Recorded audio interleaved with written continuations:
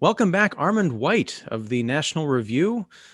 We've had a couple of really great conversations in the last few months that began in promotion of his book, Make Spielberg Great Again, which, yes, again, I'm holding up because everyone should buy this.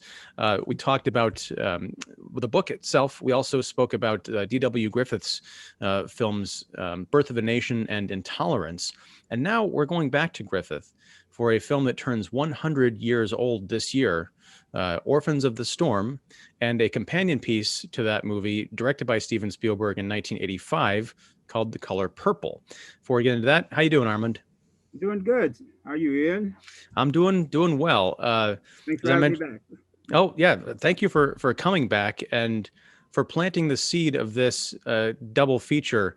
Um, I watched both of these movies within the last 24 hours, and the parallels are just striking. And I know you planted that seed early on in our conversations, but I really want to dig into that here. So we talked about, as I mentioned, Birth of a Nation, which was 1915. Intolerance was the year after, and then there's about a 6-year break between the movies that we're talking about anyway, to 1921's Orphans of the Storm.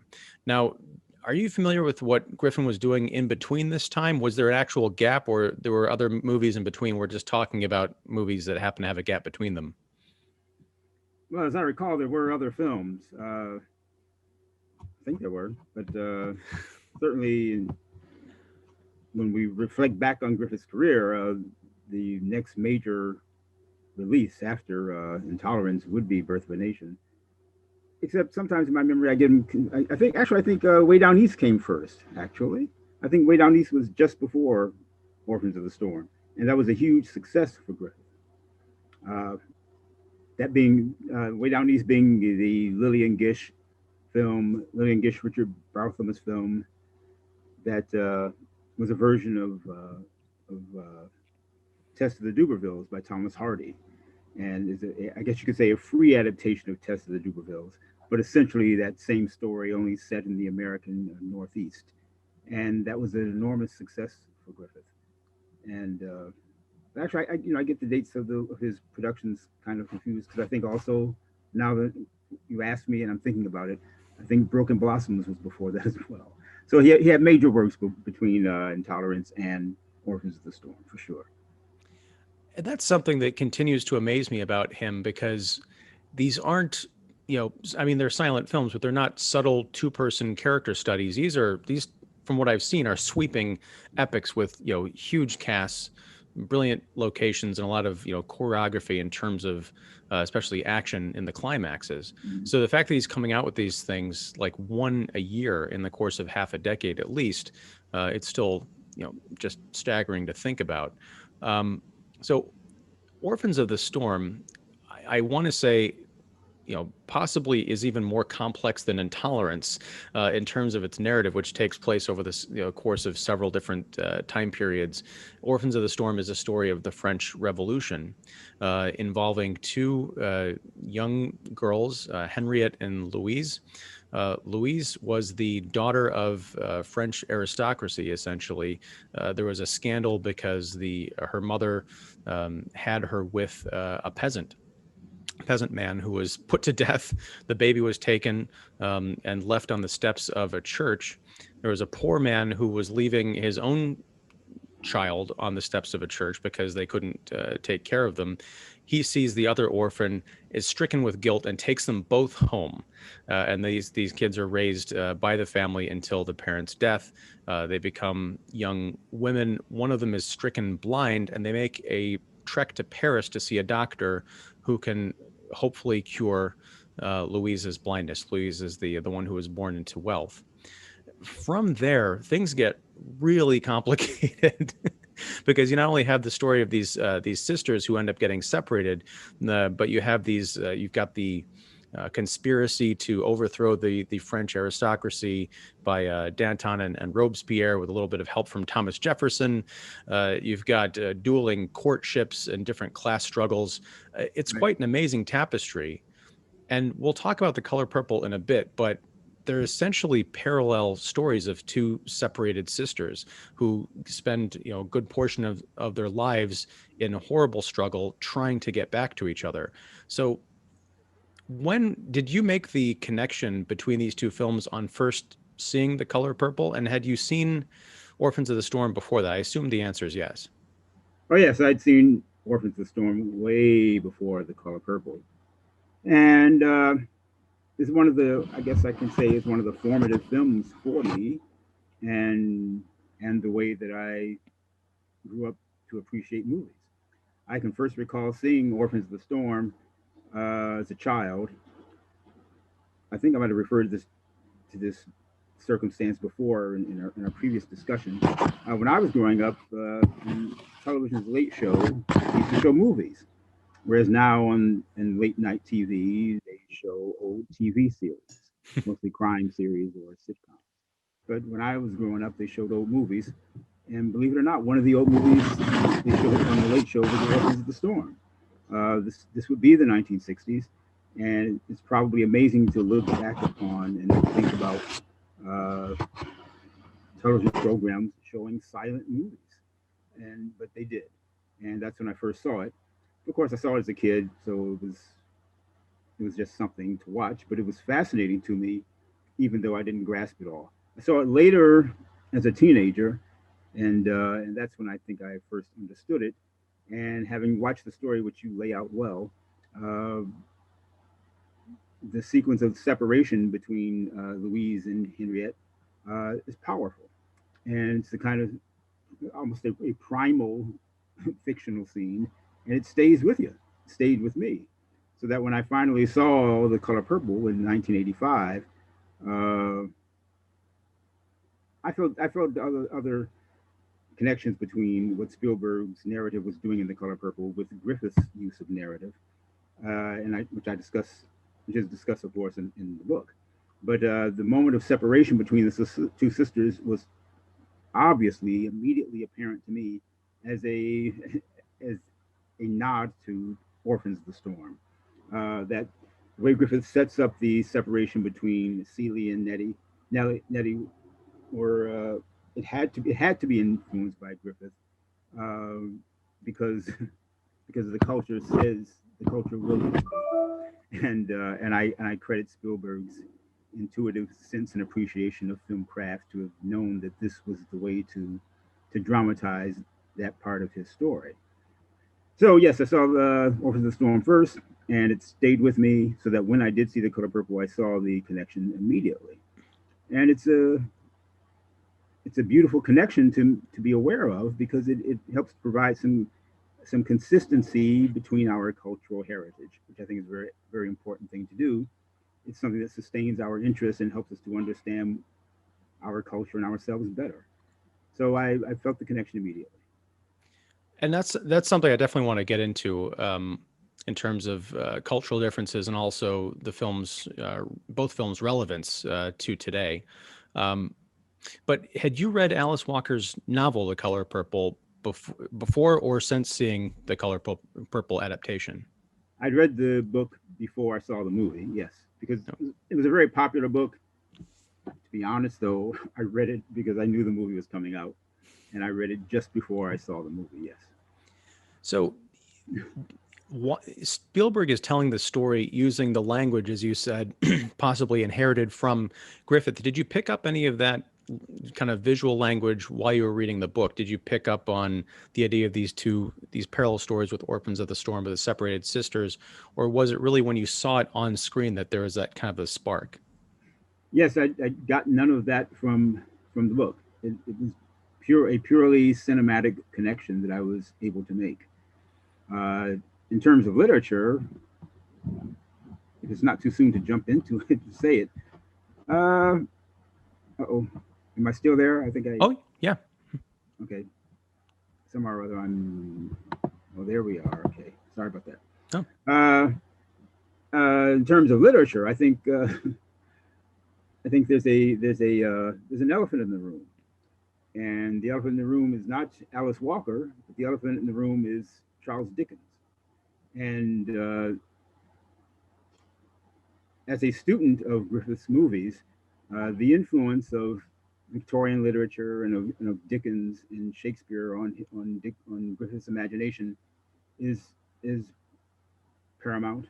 I would even say it's obvious for people who are familiar with Dickens and Shakespeare. You can see, and the Bible, you can see the influences in the way Griffith tells his stories, in the details that he uses, in the allusions that he makes. So, even though I could not pick up I did not see any suggestions of Griffith in Alice Walker's novel. As I watched Orphans of the Storm, Dickens comes immediately to mind, especially A Tale of Two Cities, which is Dickens' novel about the French Revolution, and is part of what influenced the way that Griffith tells his story, even though Dickens is not credited as the source material for Orphans of the Storm. Well, that's Let fascinating. me also just quickly say, Griffith was from his own era, an era in which attention to literature and culture was part of the way that people thought. Uh, if you read Griffith, I'm sorry, if you read Dickens, it became part of the way you expressed yourself in American society, because people responded to culture and they carried their culture with them. So the influence that Griffith got from Dickens, the inspiration that Griffith took from Dickens, is apparent in many of his films. And that, so essentially, the line between Griffith and Spielberg even crosses through Dickens and Shakespeare and the Bible. There's this whole kind of a great literary tradition. It's almost like that, the idea of the collective unconscious. You've got something that starts out as a seed, centuries ago, and travels its way through different media into contemporary culture. That sort of idea that there's only 6 plots for a story, but everything seems different or unique somehow, at least to the new generations that are discovering it. Sure, I think it's a fascinating way to look at culture, and it's a good way to keep culture in your head, to see the connections and be aware of the connections, and it makes being a cultured person a richer experience. The literary critic Leslie Fiedler wrote a marvelous book called The Inadvertent Epic. And The Inadvertent Epic, if I remember correctly, uh, it makes a connection between the Thomas Dixon novel, The Klansman, D.W. Griffith's Birth of a Nation, the movie Gone with the Wind, and the TV series Roots. And he connects all these things with literary proof of literary history, and with his knowledge of all those different pieces of material. He details the connections, and he's quite convincing. Uh, well, Fiedler was a great critic, and his book, The Inadvertent Epic, I would recommend to everyone. I'll have to check that out, definitely. Um, Something that really struck me, and I mean, I read Make Spielberg Great Again last year, right? In preparation for our conversation, but I hadn't watched The Color Purple in probably, it was about about 30 years. My dad had me watch it a lot when it was on cable, but I didn't really pick up on everything, and I hadn't watched Orphans of the Storm yet. But something that I went back and I reread the Color Purple passages from your book, and being fresh off the film, it put a whole new context to your criticism. You didn't have a lot to criticize about the film, but I'm talking about your writing in particular. Um, what struck me, and you note this as something that was kind of a new phenomenon in 1985, so much so that you have an entire era in your book called ACP, which is After the Color Purple. The depiction of Black characters in cinema, to your mind, was different after The Color Purple. It was sort of this lightning bolt into the consciousness. You mentioned Roots, which was a very popular miniseries a few years before that, very much centered on slavery and the aftermath of it.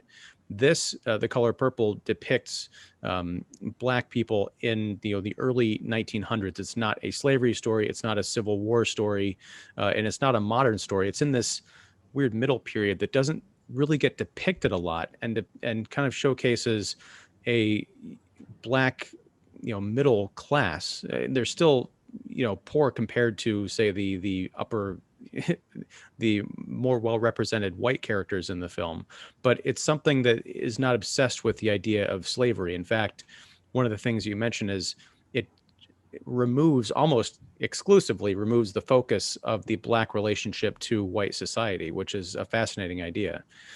What did you make of that, or how do you consider that now? Do you still think it's a point worth remarking on? Sure. Uh, it's it's to quote a Bob Dylan lyric. It's only natural, uh, and because people live their lives and they try to get through their lives, and I think an honest author, creator would understand that. I think Alice Walker understood it.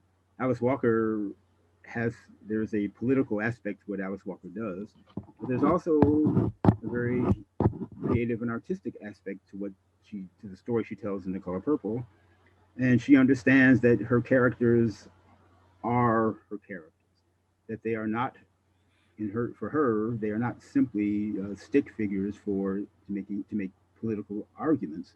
She's trying to express personal experience.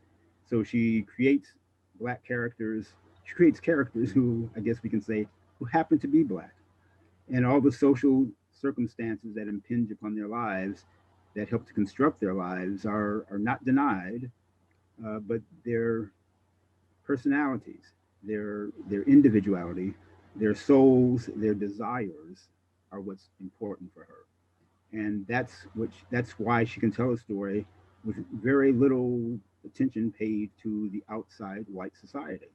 It comes in when it's necessary to show how these characters exist in society, in a larger society, but it's really a story about personal spirit, between personal spirit of particularly of Celie and Nettie, and it's about them. It's not about social circumstances. It's not about the any imagined uh, what people call today systemic racism, except there is an awareness of it.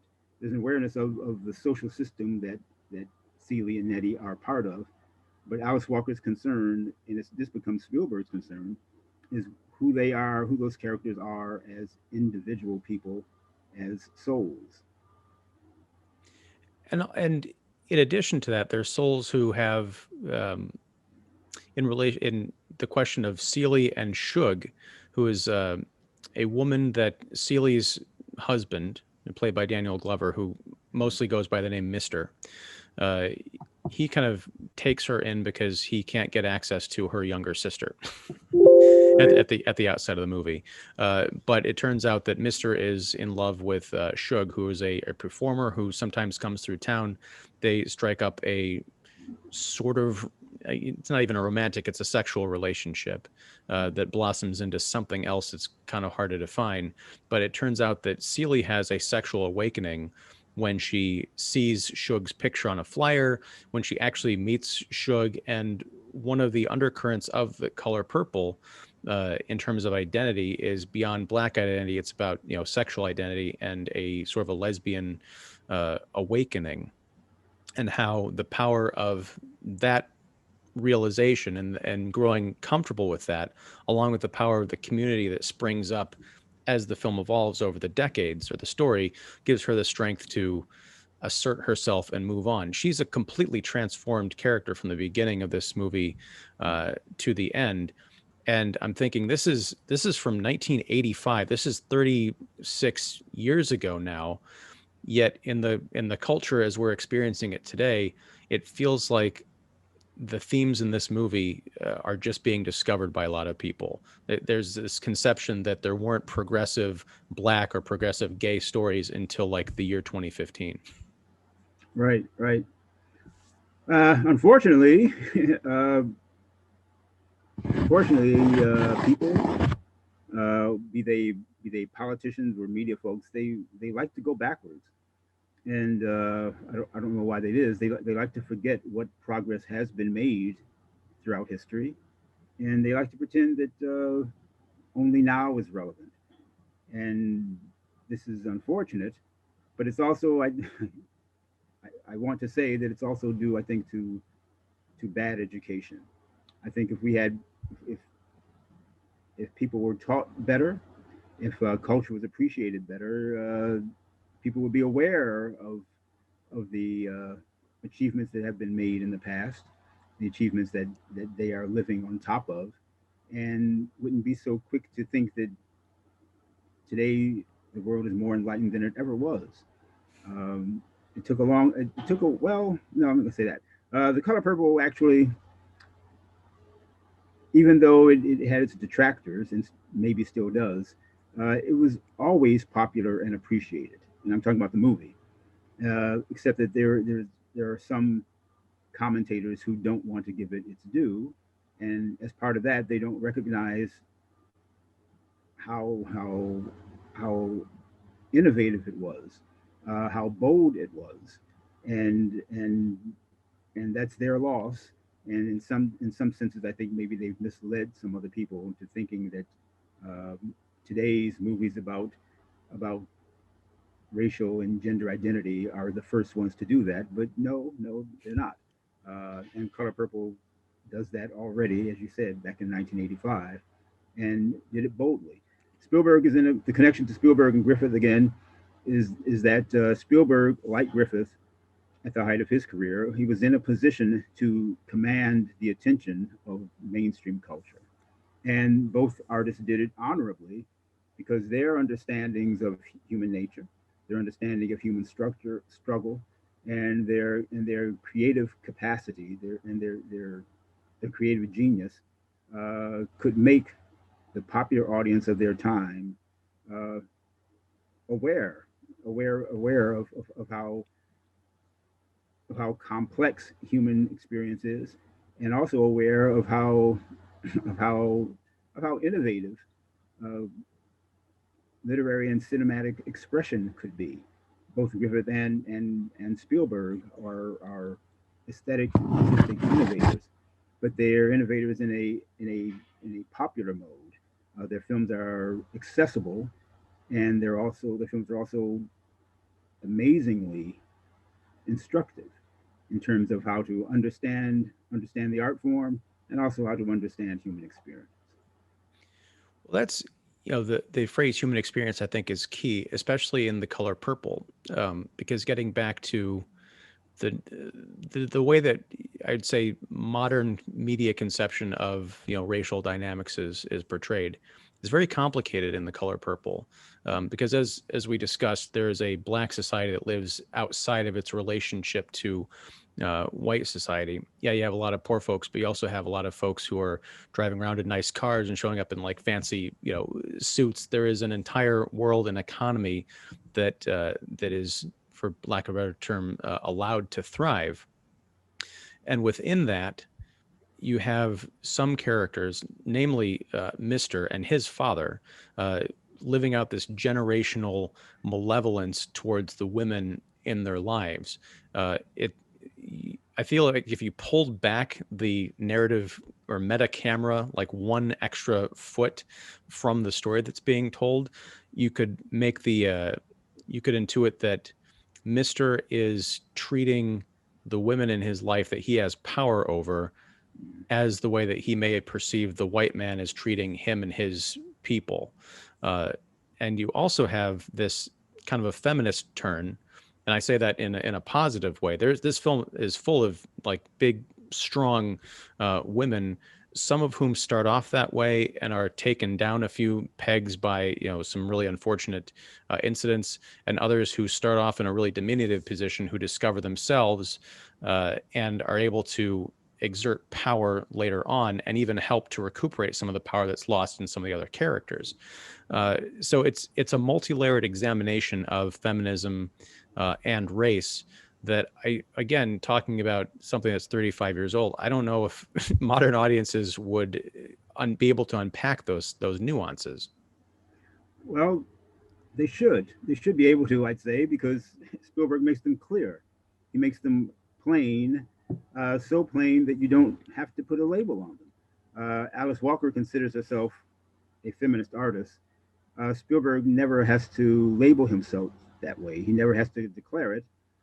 because his respect for human beings doesn't need to be diminished with a label. He That's what he's after. That's what he wants to reveal. That's what he wants to exhibit and explore, and so he does it. He has the means to do it for many reasons. He's got the Hollywood apparatus at his fingertips, so he has the means to do it. But he also, more importantly, he has the interest to do it.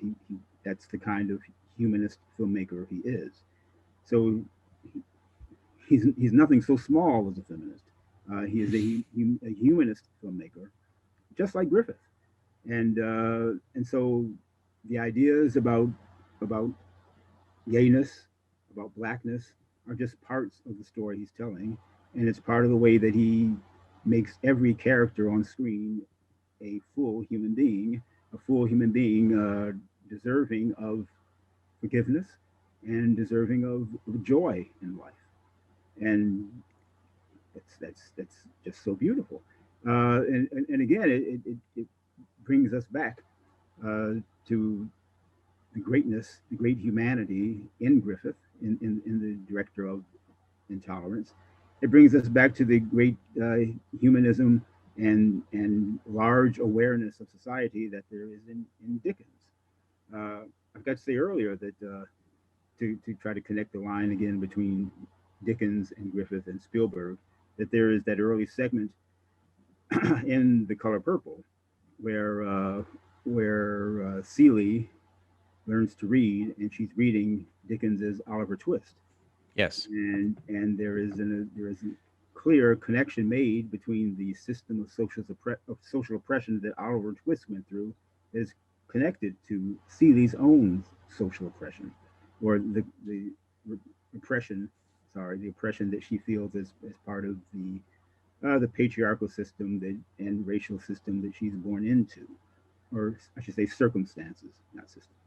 But there is a Dickens connection there, and that Dickens connection is also part of the Griffith connection that I think can be felt in the film. And this is the vision of great popular artists, Griffith, Dickens, and Spielberg, and they make it accessible, as I said before. It's not hard to see, but I think in the times we live in, some people just aren't aware that these works exist, and so they think that those ideas need to be rediscovered. But they have been discovered, and they've been laid out for us beautifully. And there's something that struck me too, the Oliver Twist sequence, when Nettie is teaching Celie how to read, Mm-hmm. and then she's discovering this wonderful story that, as you mentioned, mirrors her own. There's a lot of talk today, rightfully so, I think, in some regards, about representation and people being able to quote unquote see themselves in the media that they consume. But and that's why I feel like The Color Purple, in some sense, could be seen as problematic or even almost alien today. The idea that Celie, a black woman from the South, could learn something from these, characters written by an old white man, long before she was even born. But the parallels are drawn beautifully.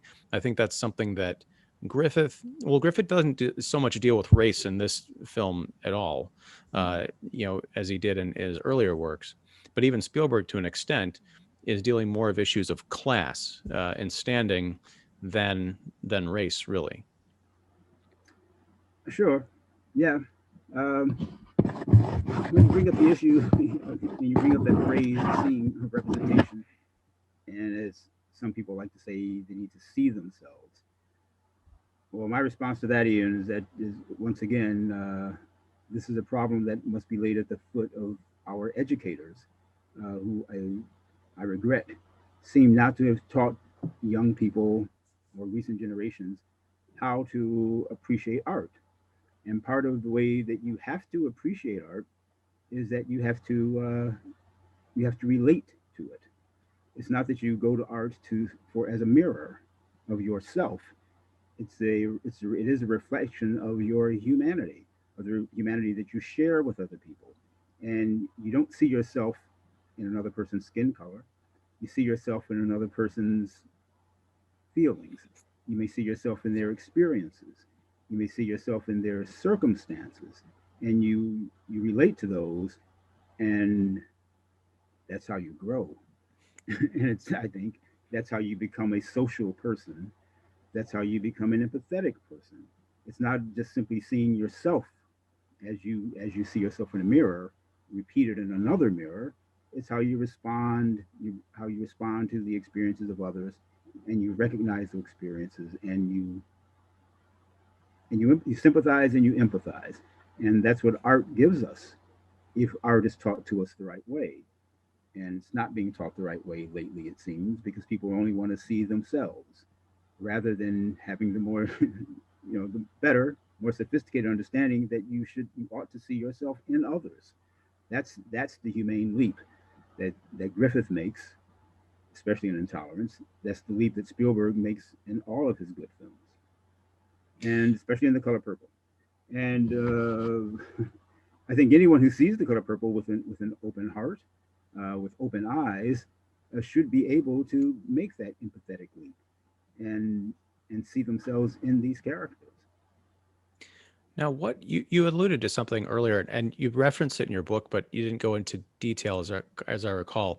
The NAACP had some issues with The Color Purple when it came out in '85, and yet you mentioned it went on to win 3 NAACP awards. Do you know can you recall what the controversy was specifically? Now, as I recall, the controversy was the result of controversy. Okay. When the movie The Color Purple came out, there were people who didn't like the way that the black male figures were depicted, and so they complained about it, and so that was a source of controversy. And the NAACP is a funny organization because where in the past they were at the forefront of social advancement, they seem sometimes to backslide, and this gets particularly complicated when we talk about different branches of the NAACP. Uh, the NAACP Image Awards are not, despite what people think, are not given out by the entire organization of the NAACP, even though it has that name. Those awards are given out by the Los Angeles branch or chapter of the NAACP. This is the Hollywood branch. This is a particular branch that is interested in Hollywood. And I Well, would with a name like the Image Awards, that shouldn't be a surprise. yes, I would say they're interested in the trivial parts of Hollywood because they want to give out awards.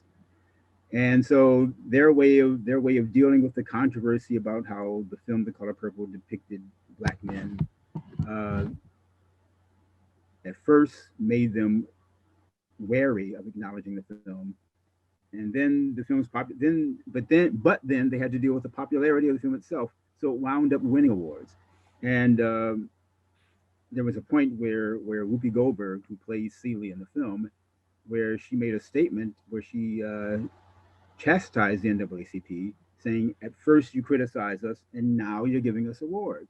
Get it straight." This is back in the days before Whoopi went crazy, before CBS.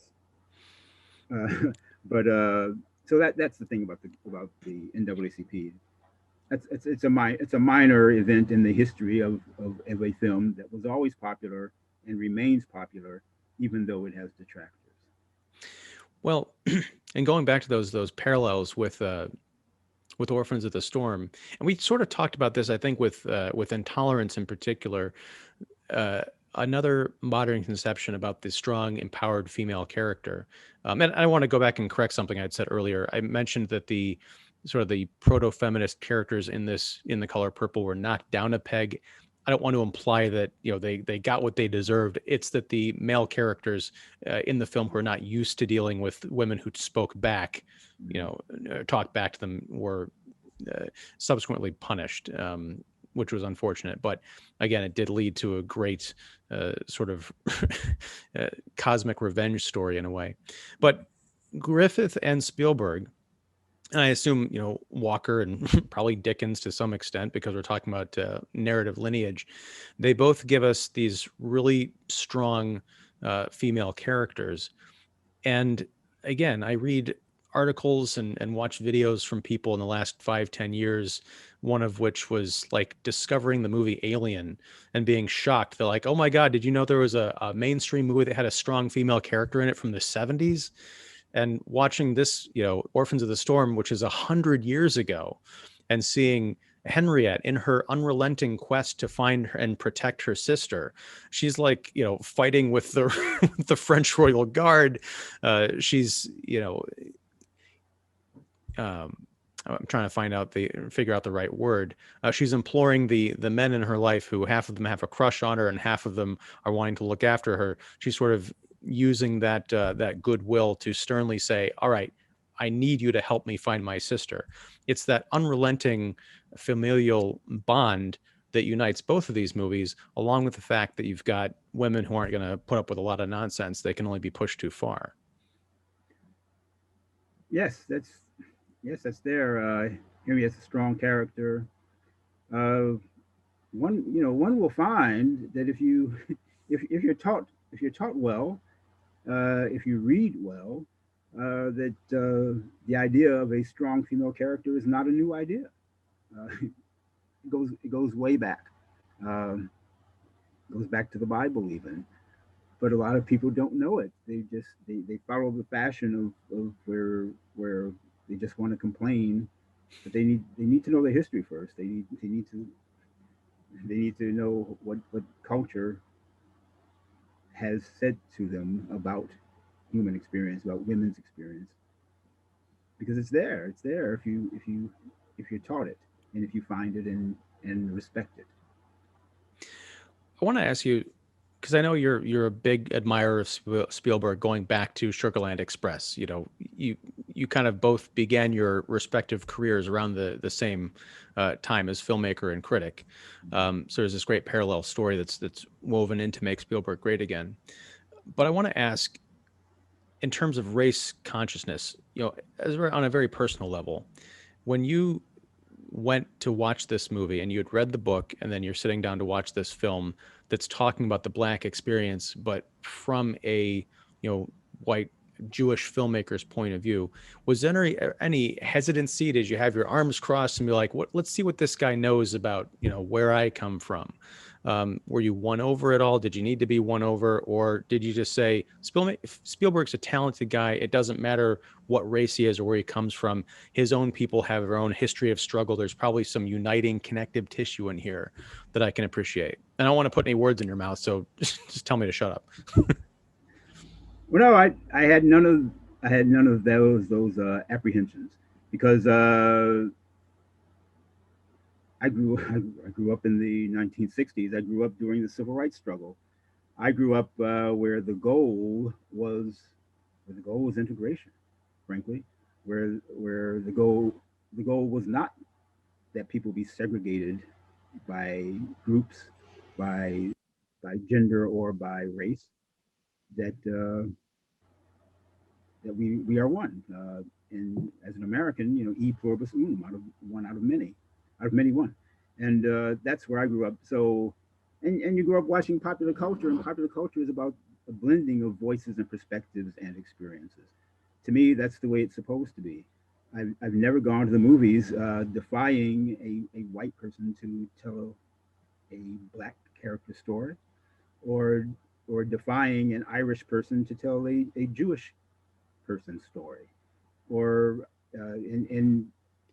in popular art, we're supposed to tell everyone's story, and we're supposed to appreciate everyone's story. That's the way I approach culture. So I expected Steven Spielberg, when he did The Color Purple, to give it the same attention, to give that story the same attention to personal experience, to human experience, that he gave to Close Encounters, which is to say, the same attention to human experience that Griffith gives to the four different stories in Intolerance. Uh, but I could go on to the same attention that Elia Kazan brought to the Jewish experience in Gentleman's Agreement. This is what great art is supposed to do. The same experience that Elia Kazan brought to the experience of it's a story of on the waterfront and so forth. That's what I want from film culture. That's what I expect from film culture. That's what I get from the best film culture. Uh, I don't want segregated art, and segregated art, which is basically what we've got coming out of Hollywood today, is poor. It's thinner, it's limited, it's narrow, and it never reaches a deep truth. Do you have? Well, No, okay. go ahead. So we're talking about we're talking about Griffith and Spielberg, which is I think a necessary and important connection to realize. But also we have to like the wide view of cultural history that Leslie Fiedler takes in the Inadvertent Epic. In that wide view, we also have to expand and draw the connections between Griffith, Spielberg, and an important guy in the middle chronologically, who would be John Ford. Mm. And what what John Ford knows about America is what Griffith knows is what Spielberg knows. And though I'm fond of the connection between Spielberg and Griffith, Spielberg's connection to John Ford is also crucially important and very much evident in The Color Purple as well. Uh, what these guys know, all of them, all three of them, what they know about America uh, needs to be taken seriously and appreciated for the lack of the non-segregated storytelling that they mastered. They told stories about all of America, and their own racial and ethnic identities did not prevent them from seeing the humanity of every single one of the characters that they put on screen. Uh, the climax of The Color Purple has images and tropes that that don't come from Griffith, but in fact come from John Ford, and comes from Ford's understanding of American history and American character and American struggle. And this is the best filmmaking, and this is what I've always been hoping to see whenever I sat down in a movie theater. I think about this a lot, especially now that we've been watching and talking about Griffith, because before reading your book and having that initial conversation with you, I only knew Griffith as the quote unquote racist filmmaker who made Birth of a Nation. I didn't realize he had this other wealthy catalog that, yeah, there are racial insensitivities and flat out, horrifying depictions in a few of the movies that I've watched of his, but there's enough of a greater understanding about human nature and class struggles that I can see he was very much a product of his time, and that's not to excuse his views; it's to understand them. That you can have someone who holds a certain set of views, but is also able to get at the heart of these sort of unifying struggles that we all go through. And I wonder about that with John Ford too, because people talk about The Searchers. I remember when I was in high school, it was elevated as this really important, great bastion of filmmaking. And I've had conversations recently where they talk about The Searchers. It's like, it's good, but it's also, as the kids say, problematic because of the depictions of certain, ethnic groups in it. Uh, and I feel like I wonder if the same thing is with The Color Purple, because watching that film this morning, I was so deeply moved throughout the movie and, brought to tears by certain sequences that I wondered, is this Spielberg's best film? And if, I don't, that's a subjective thing, but why is this not heralded on the same level as a Jurassic Park? Maybe it's because it's not popular entertainment in the same way that genetically enhanced dinosaurs stomping through town is, but it certainly has it's the emotional Jurassic Park, at least as far as I'm concerned. Well, sure. Yeah, and the word problematic.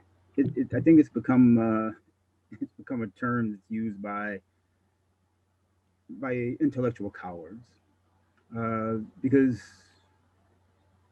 one ought to have the capacity to see what's great in a work of art if it achieves greatness, and that's what's most important.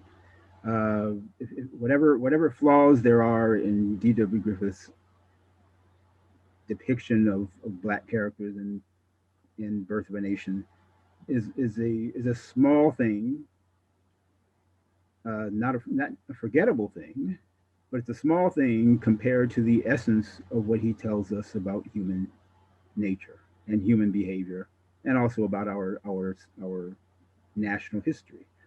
That's more important than anything, and and that achievement transcends any niggling problems that one might have with certain aspects of Birth of a Nation. But those problems are not apparent, are not evident, don't exist in many of his most of his other works. So I wouldn't spend much time dealing with the color with the problem the certain issues in Birth of a Nation, just as a way to defend myself or prevent myself from having to give in to his great vision. That is the primary thing that he did as an artist, and that makes him important. And to me that's what's required of us as intelligent viewers. We have to find out what's really important. What's the essence of the story being told. Uh, People have problematic they raise problematic concerns about John Ford, but that's because they don't understand how how perceptive he was. They don't understand the breadth of his human compassion, and they need to get over themselves quite simply. Well, Uh, that's it. That's it. The essence of the great filmmaking that we're talking about today in Griffith, in Spielberg, and in John Ford is what keeps me interested in film, and it's what will make movies that are even 100 years old relevant today. Um, I think about when I think about Orphans of the Storm, uh, and I just am marveled at the intensity of the narrative that Griffith creates, and that extraordinary separation scene between the sisters. But I think about the power of achieving that scene is to me the essence of filmmaking. It's the height of filmmaking. You talk about the color purple being like an emotional version of equivalent to Jurassic Park. Well, that's the kind of experience you want to have at the cinema. You want to be moved that directly. Uh, I remember going to a restored screening of Orphans of the Storm at the New York Film Festival. hmm. Oh God, this must have been back in the '90s, maybe. And I'd only ever seen it in 60 millimeter prints, but here I got to see it in the 35 millimeter print, and they had an orchestra playing along with it since it's a silent movie. And it was shown with an intermission break. And as you know in the story, the intermission break comes at the moment that Louise and Henriette are separated.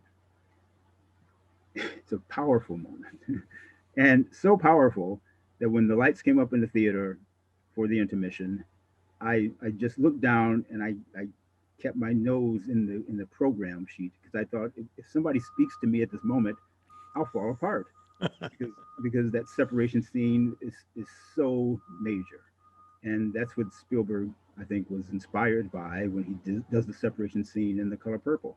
Of course, a human being with a mind and a heart cries at The Color Purple. If you have a mind and a heart, how could you not? This is powerful stuff conveyed. This is strong stuff, essential stuff conveyed powerfully. So that's it. That's it. That's good. Well, no, I was thinking that's about your invitation to talk about Orphans of the Storm and The Color Purple, and it made me think about some things in Orphans of the Storm that deal with the essential human experiences, and that not only inspired Spielberg, but inspired some other filmmakers. It came to me, and if you allow me to say, yeah, please. the beginning of Orphans of the Storm it starts out setting up how the two infants, Henriette and Louise, come together, and it starts out with the killing of Louise's uh, father, his high placed father, the upper class father. and that sets up the story of these two orphan girls being brought together. And it struck me, I recalled that when I saw another famous silent film from 5 years afterwards, a film called Menil Montant by Dmitry Kirsanov, which came out in 1926. Do you know that film, by the way? No, I don't. It's a great film. It's about a half hour long. Uh, Pauline Kael calls it her favorite movie, and Wow. if you see it, I think you'll know why, because it's a great, remarkable thing. But it is. I realized that it's indebted to Orphans of the Storm. It starts out almost exactly like Orphans of the Storm. It starts out with the killing. Well, Menil Montant is the story of two young sisters who go from the country to modern Paris, and they get separated, and they go through the things that women go through in life, especially with dealing with men and sex. But they start out as two orphaned girls, and the beginning of the film is the killing of their parents. And it occurred to me, this had to come from Griffith. The coincidence is too great, too strong. It had to come from Griffith. And then I was thinking about Orphans of the Storm, the idea of Henriette going blind, and that I'm sure you recall the remarkable moment when Louise, played by Lillian Gish, explains to Henriette what her blindness is, and the way Dorothy Gish reacts to that news, even though she must surely know it herself. But Griffith had the genius to have uh, Henriette react to blindness in a way that conveyed the shock of that to movie audiences. I think that's a kind of genius to make movie audiences uh, understand the idea of blindness and the shock of blindness and the pain of blindness, and the way Lillian Gish through pantomime explains this to her blind sister for us to see. But then the sister touches her hair, and it's sensual and great the way Griffith could be. And it occurred to me, this idea of adding powerful emotion to the idea of blindness is what Charlie Chaplin took for City Lights. And my point being in making those connections is that it is the essence of human experience that Griffith conveys so well, that Spielberg conveys so well. That's what we need to appreciate. That surpasses any concerns about is the maker of this film male, white, black, female, or not. The maker of this film is a perceptive artist, and that should inspire gratitude rather than a problematic questioning. I totally agree. One thing I wanted to mention, because it stuck out to me watching Orphans of the Storm, is when the sister is thrown into the basement, the blind one. I think it was Louise who went blind, and Henriette was the one who had her sight. Okay, Um, sorry. uh, but Louise is in this dungeon essentially because she's taken in by a family of corrupt street urchins, and basically told, "Well, you're blind, but you're also really pretty, so you can turn a lot of money for us in the street." But when she's not in the street begging, that she's kept in a dungeon. And when she first gets thrown down there, she's screaming and raging. You can tell it's a silent film, but you can practically feel it coming through the screen. And then you notice there are rats and other dangers down there that she can't see. We know that they're down there, but it's almost more effective than if, in a modern telling we had seen seen through her, like feeling around and touching a rat or something. We know that uh, there are problems and dangers down there that she doesn't. It creates an empathy more than any kind of a trick of the screenplay Mhm. could. I'm not articulating myself very well, but anyway, it was something that, talking about empathic, intuitive visual storytelling. I think it's a masterstroke.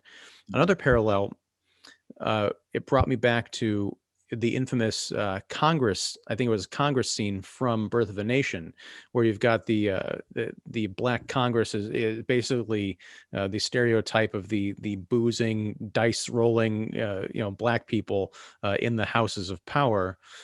we have a scene, we have a version of that in Orphans of the Storm post revolution, post takeover, where the aristocracy has been dismantled by the street rabble, for lack of a better term, and they're the ones who are holding these kangaroo courts, and it's just a bunch of like drunk on power and literally drunk fornicating white French people hang out in the gallery yelling, to the guillotine with them, they're rich. It's that same kind of a dynamic, again transcending race and speaking more to class, and then speaking to the human condition of power corrupting. Absolutely, no matter how virtuous or noble your cause might be, once you get into power, you really have to keep yourself in check, or else everybody's in big trouble.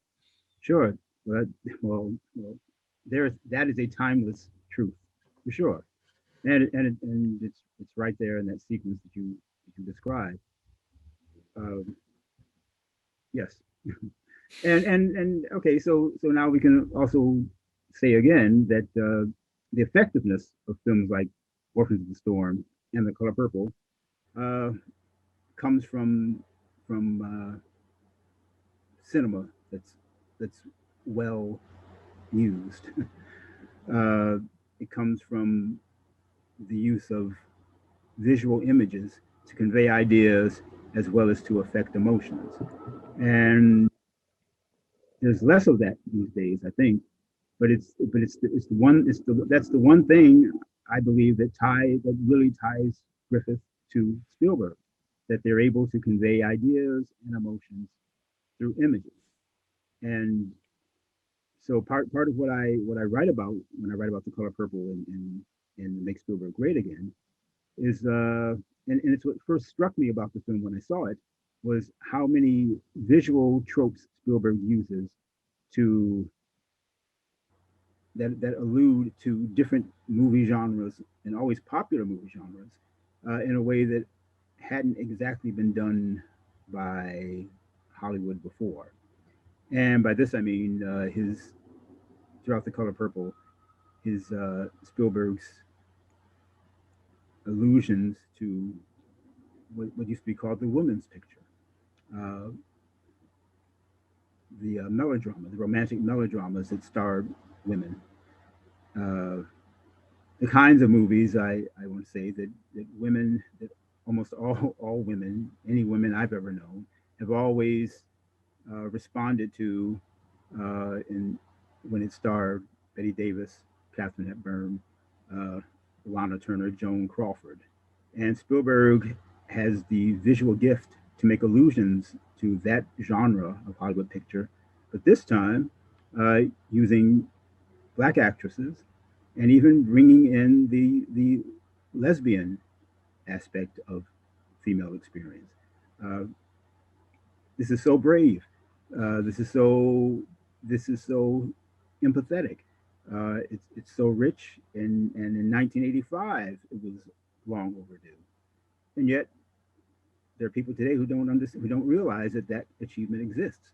But it's a remarkable achievement, and also the way that Spielberg expands on the women's picture, the women's melodrama, to include in some small degree a story about male emancipation, if I may say that. Mm. Men, the way Mister has to mostly through forgiveness, but also through his own experience, learn to rise above the roles that he has accepted in society. And Spielberg does all that through purely visual terms. And people could only learn, that the Griffith phrase I love. My aim is to make you see. That quote of Griffith's. People could only learn to see what's really on the screen, and and respond to that and appreciate that. For sure. I mean, we've talked about how The Color Purple is very much a female centric and female driven narrative, but I think pretty much all the male characters in it get their own arcs, Mm-hmm. and it's a hell of an achievement given how unsympathetic many of them spend most of the film being. I mean, Mr. When he opens the picture, he takes Celie as his 14-year-old bride because the girl that he's really interested in is just a little bit too young. And yet by the end of the movie, we're left with the impression that, he does the right thing and is to be, lauded to a certain degree, but it's a really messy situation. Same thing with Harpo, his son, who is married to Sophia, played brilliantly by Oprah Winfrey. This movie was such a discovery for me, especially watching as an adult, seeing Oprah Winfrey and Whoopi Goldberg in a light that I don't know what they've been doing for the last 35 years, but I really wish Whoopi had become more of a dramatic actress and less a comedian and a talk show host, because I thought she was just spellbinding in this picture. Yeah, and it's sad. It's certainly that's certainly the high point of her career, and at the time, it seemed like her career promised a lot that just never happened. Well, Oprah, she did win an Oscar for Ghost. yeah, that's a step backward, isn't it? Because she, from playing the liberated Celie to playing a throwback stereotype in Ghost several years later, that suggests that there was no progress in Hollywood. Like, what was she there for? Because that was that was a step backwards. I guess since you brought it up, I should also say though about Oprah. Uh, Oprah Winfrey, her performance in The Color Purple is fine. It's fine. I like it. I like it surely, but she later her performance I think in Jonathan Demme's Beloved is great, and she's gone downhill since then. And certainly her acting career has gone nowhere since then. But those are her two good film performances. Um, if Well, I'd push back a bit. I think she did a really great job, Oprah did, of convincing me that she cared about Meghan Markle and Prince Harry a few weeks ago. well, well, okay, I'll accept that as sarcasm. That's a whole other discussion because the way Oprah has skated away from responsibility for that mess is enraging to me. But even though, despite all of that, she's wonderful in The Color Purple and in Beloved. So you have to acknowledge that for sure. I'll have to check out Beloved. I haven't seen it, but Wait a minute. Wait a minute. Wait a minute. I Wait a minute. Okay. You haven't seen it. I can only tell you that is a masterpiece. That is a magnificent film that you have in store. all right. Right. When was that? Was that in the 90s that came out? 98, 98. Okay, Yes. You must make time for that. Seriously, I shall. it's a great thing. Well, I appreciate you making time to talk to me about these wonderful films. The one thing I wanted to end on is another parallel with Griffith and his own filmography that I thought was fascinating. Aside from the racism being bandied about when talking about Birth of a Nation, the other thing that's talked about is the wonderful, the iconic cinematography of the Klan, riding on their horses. That kind of the heroic image of the Klan on horseback. He sort of toys with that, or he evolves it in Orphans of the Storm, in one of the most exciting, nail-biting climaxes I've ever seen, when Henriette and her love, the Chevalier, who's an aristocrat who returns to the village, or to Paris after it's been taken over in the revolution, to find his true love. He's discovered, and she's discovered for having harbored him. They're both sentenced to death in this kangaroo court, and they're being taken out to the guillotine. Danton, who was one of the fathers of that revolution, who was also in love with Henriette, falls on the court. Well, he uses his celebrity to get the crowd on his side and sort of override the wishes of the corrupt government, to save both of them. Of course, they're taken off to their execution while he's still orating. So it's a mad dash to deliver the pardon to the executioner, and it's a mad dash on horseback, through the country, through this village, up to the locked gates, and then there's a fight at the gates. I honestly thought that the two lovers were going to be goners. I guess I should know better because Griffith tends to like his, pleasantly resolved endings. I was surprised that there wasn't a giant allusion to God at the end. This has been sort of his signature, but it was really intense stuff. And I thought, 6 years earlier, he did capture some really cool imagery with the clan on horseback. I don't know that this was in his mind, but I feel like as someone who can feel like he can now recommend Griffith, sorry, I would say watch um, Birth of a Nation with an open mind, and then watch Orphans of the Storm and pay attention to what he's doing in terms of his commentary on class and human struggle, but also how he's taking the visual language of what he did before and elevating it to the point where you can really get behind what he's doing as a filmmaker and maybe reconsider whether or not he's a quote unquote bad person. Yeah, well, the kind of person he was, and especially 100 years later, is quite irrelevant. I mean, we still have to deal with we still have to deal with the kind of person that Oprah Winfrey and Whoopi Goldberg are today. But that's our problem since we are alive at the same time they are. But just in looking at the art that they've made, the cinema that they've made, we have to acknowledge the excellence of The Color Purple and Beloved and Birth of a Nation and Intolerance and Orphans of the Storm, uh, and to have a fuller, a better understanding and a more intelligent appreciation of our cultural history, which means not necessarily liking everything about it, but being able to appreciate what was good in it, what's strong in it, what's instructive to us about it. And so, I mean, and it would be dishonest to say that there is much in The Birth of a Nation to acclaim, and not just acclaim, but to claim as this is a great artistic expression in The Birth of a Nation, and it set the template for us to understand ourselves as people, ourselves as a nation, and to understand cinema and to understand culture. I say that because recently I rewatched John Ford's Stagecoach, which I like better than The Searchers, and but all John Ford is great. All John Ford is worth knowing, and there's a great sequence of the Indian raid in Stagecoach, with Stagecoach is going across the desert. Have you seen Stagecoach, Ian?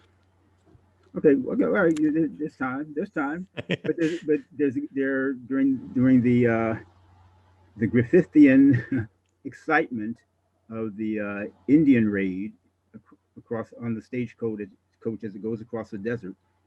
In the middle of that, John Ford dares to recreate a moment from the siege in Birth of a Nation. And I mean, I'd seen Stagecoach many times, but I hadn't seen it in a long time. And when I watched it so recently, when that moment came up, I gasped because I thought this is a direct quote to Griffith, and for good reason, because Griffith set the template for how movies can be made. And I said how not how they should be made, but how they can be made, and what's possible to express visually. And John Ford confirms it, and John Ford shows that what Griffith knew about expressing about visual expression can be applied to how we understand our own history as well as the way we make movies. Spielberg got that too. It's The Color Purple is full of those kinds of references to Griffith and to Ford. It's a very rich movie. Anybody who disparages it, they cheat themselves. Last question, because we're talking about this idea of like legacy. Do you see anybody today, obviously your opinion on Spielberg and his career trajectory is quite, I think, well known, but do you see anybody now who is sort of picking up the mantle of, you know, color purple era Spielberg, Griffith, Ford, a contemporary filmmaker who you think really has it within him or herself to speak to that kind of artistic integrity? Well, that kind of artistic integrity is rare, so it's hard to come up with an example uh, because it is rare. Uh, Zack Snyder comes close, frankly. Zack Snyder. Zack Snyder comes close. I said, yeah, close, but you know, I feel like we could have an entire show on the meaning of that statement, but well, if you catch Zack Snyder's Justice League, I have.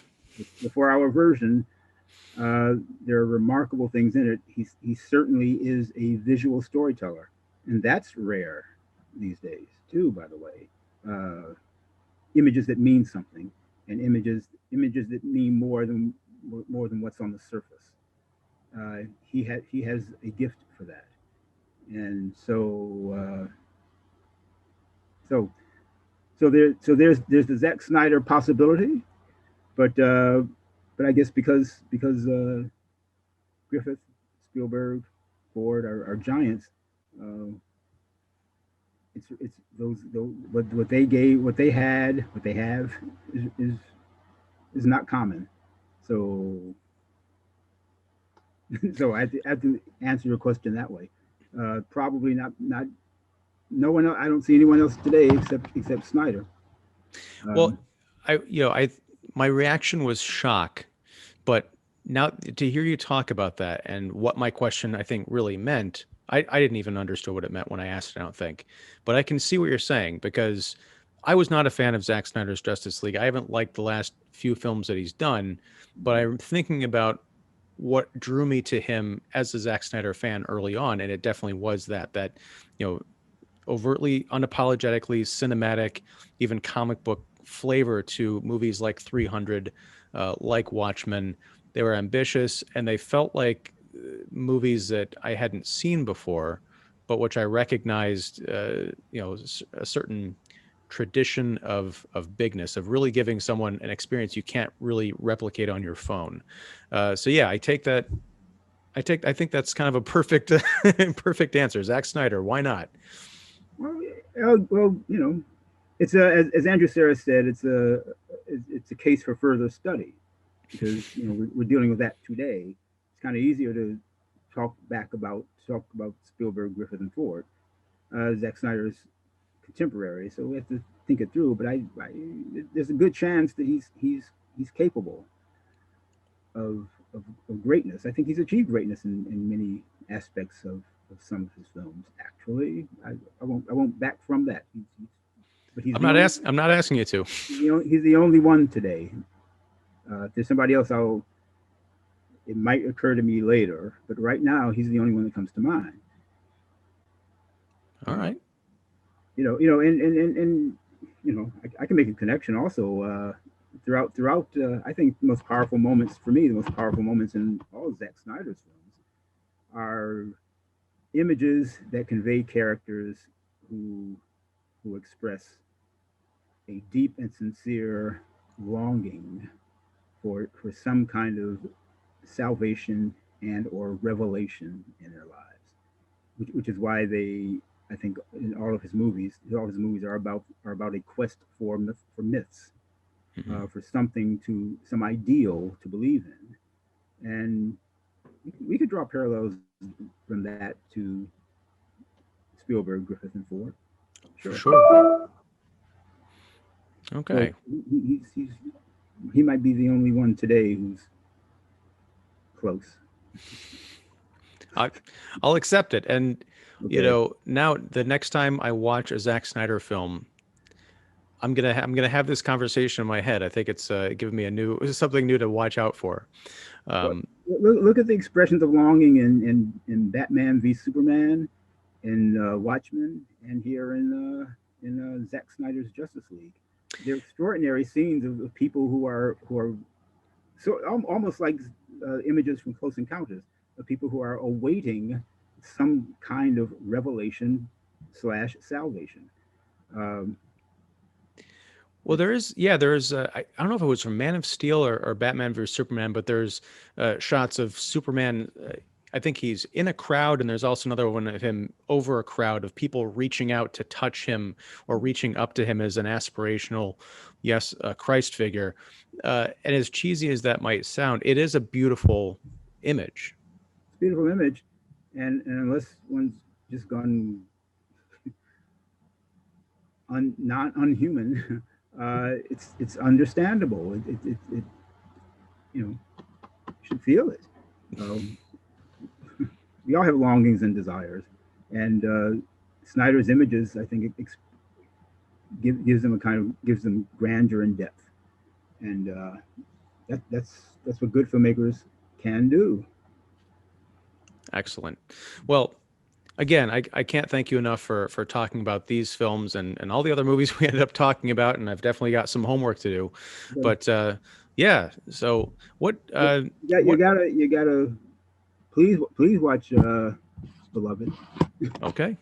I will do it ahead of the next time that we talk. I will, whatever we talk about, I will watch Beloved, so I can say I've watched Beloved, and I'll have an assessment of Oprah in a performance that you say is great. I think what she did in Color Purple was pretty outstanding, but you're saying it was good, but what she does in Beloved is amazing or great. It's way beyond. I mean, she's progressed.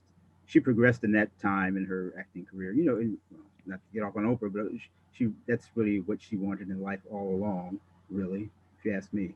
But in the years between from '85 to '98, and with the help of Jonathan Demme for sure, she was able to give a more varied and more deeply nuanced performance in Beloved, and it's a great film. You should, if I was to if I was to do like if I was to do like Leslie Fiedler and do an inadvertent epic, uh, tying Birth of a Nation and Orphans of the Storm to to The Color Purple, I would extend that to Beloved as almost one long narrative that can all be brought together with those separate works of art.